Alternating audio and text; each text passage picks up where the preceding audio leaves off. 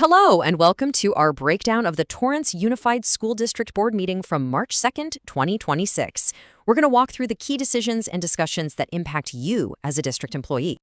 So in this review, we're really honing in on the things that directly affect your work, especially for our classified staff. We're going to kick things off with the biggest topic of the night, the district's financial health.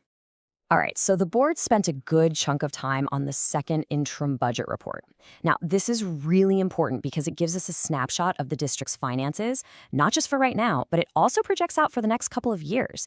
These are the numbers that are absolutely going to shape all the upcoming contract negotiations and any staffing decisions. And here's the big number that came out of that report, 5.1%. That is the projected reserve level for the 2027-2028 school year. Now, you might be thinking, okay, so what? Well, here's why it matters. That number is getting uncomfortably close to the state-mandated minimum, which is 3%. That's a line the district absolutely cannot cross without risking some serious state intervention. Now, if you look at this table, what's really telling is the trend it reveals. It's showing a consistent pattern of what's called deficit spending. That means for the next 3 years, the district is projected to spend more money than it brings in. And that deficit, that's what's chipping away at the reserves and pushing us toward that shrinking 5.1% figure. And this is the really crucial point. That 5.1% projection is actually, well, it's kind of optimistic.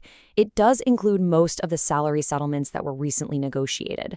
But what it does not include are any future pay increases for any employee group over the next 2 school years.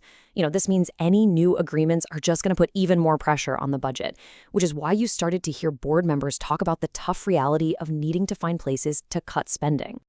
And that whole financial discussion really set the stage for some incredibly powerful and personal stories from staff members during the public comment part of the meeting.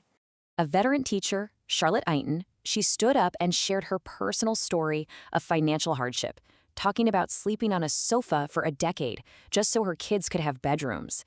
She contrasted that experience with executive pay, and her testimony really captured this deep sense of inequity that a lot of staff are feeling.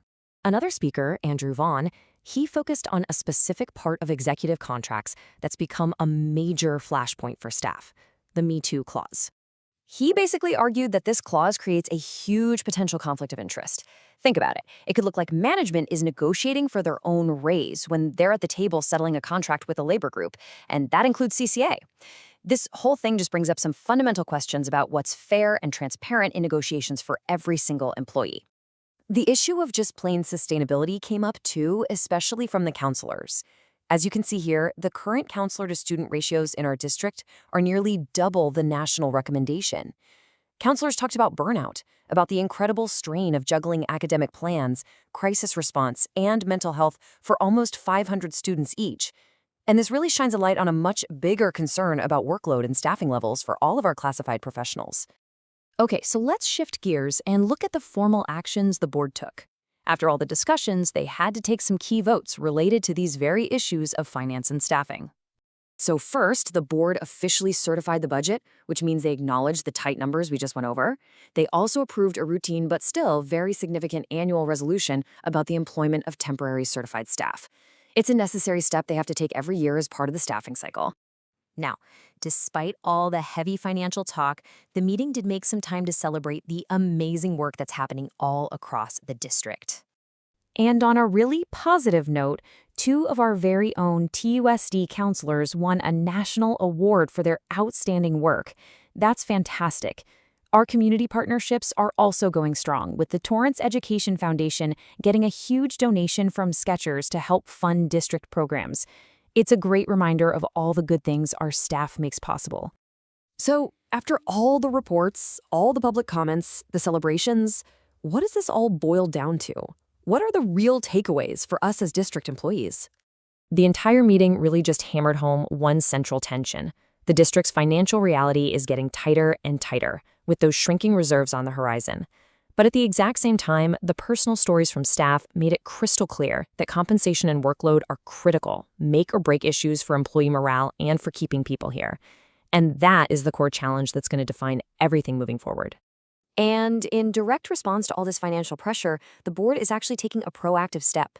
They mentioned layoff notices happening in neighboring districts, and because of that, board members called for a formal appeal to Sacramento to protect Proposition 98 funding.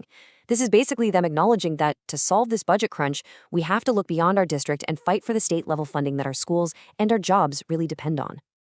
And that really leaves us with a critical question as we move forward. You've got a tight budget on one side and urgent staff needs on the other. Finding a collaborative, sustainable solution is going to be the most important work for district leadership and for all of us, the employee groups, in the months ahead.